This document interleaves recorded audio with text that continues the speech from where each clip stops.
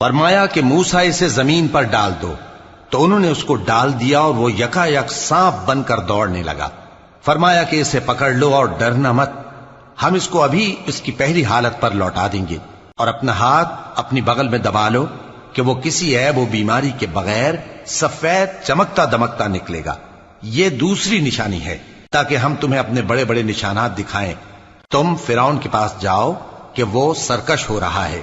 کہا اے میرے پروردگار، اس کام کے لیے میرا سینہ کھول دے اور میرا کام آسان کر دے، اور میری زبان کی گرہ کھول دے تاکہ وہ میری بات سمجھ لیں، اور میرے گھر والوں میں سے ایک کو میرا وزیر یعنی مددگار مقرر فرما، یعنی میرے بھائی ہارون کو۔